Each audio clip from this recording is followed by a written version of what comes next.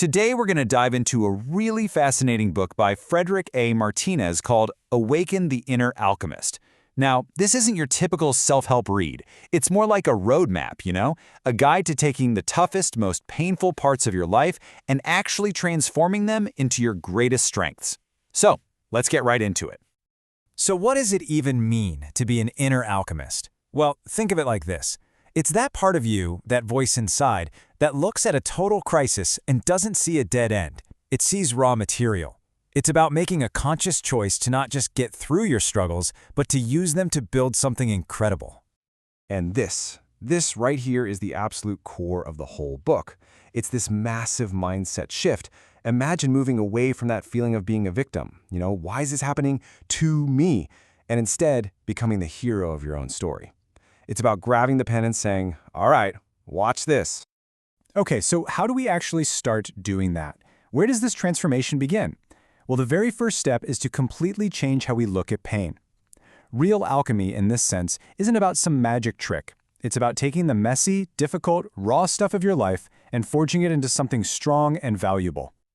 This perspective is everything. Instead of running from pain or trying to numb it, the alchemist sees it as an invitation, a teacher, really. It's this idea that every single failure, every stumble, contains a hidden blueprint for how to succeed next time.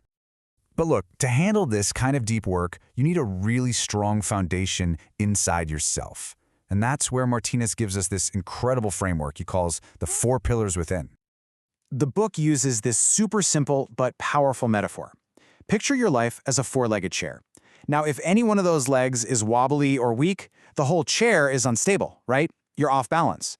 Real, lasting strength comes from making sure every single one of those legs is solid. And here they are. The whole point is that you have to actively take care of each one. Your mind, that's your control center. What you feed it, what you focus on, that's what's going to grow. Your body is your physical home. You got to treat it right. Your spirit, that's like your internal GPS, your sense of purpose.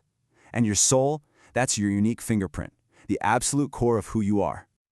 All right, so once that foundation is in place, we can get to the really practical stuff, the tools an alchemist actually uses. This is where we go from theory to what you can do like today. The first tool is detachment, and there's this classic little story that explains it perfectly. So there's this farmer, and his only horse runs away. Naturally, all his neighbors are like, "Oh no, that's horrible, what a disaster!" But the farmer's response is so interesting. No panic, no drama. He just says, "We'll see." He refuses to immediately slap a label on it, to call it bad. He just observes. This is the first key to mastering your own emotions. And then, of course, the story takes a turn. The thing that looked like a total disaster, well, it turns into this amazing stroke of luck. The horse comes back, and it brings friends. And the neighbors, of course, they flip right to, "Wow, you're so lucky." But the farmer, he stays completely level. We'll see. He gets it. He understands that life isn't just one single event. It's a flow. And he's not attached to the outcome, whether it looks good or bad in the moment. And that is the heart of detachment. It's not about being cold or not caring. It's actually about pouring all of your heart and effort into something, but releasing the need for a specific result to feel good about yourself. It's finding this incredible strength and surrendering control over things you never really controlled anyway. Okay, next tool, managing your energy. I want you to think of your energy as your most valuable currency. It's like money in the bank. Things like complaining, people-pleasing, gossiping, those are withdrawals. They drain your account. But things like gratitude, clarity, and love, those are deposits. They build your spiritual wealth.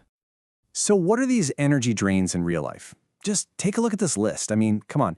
How many of these feel familiar? Seeking validation from others, overthinking every little thing, constantly comparing yourself.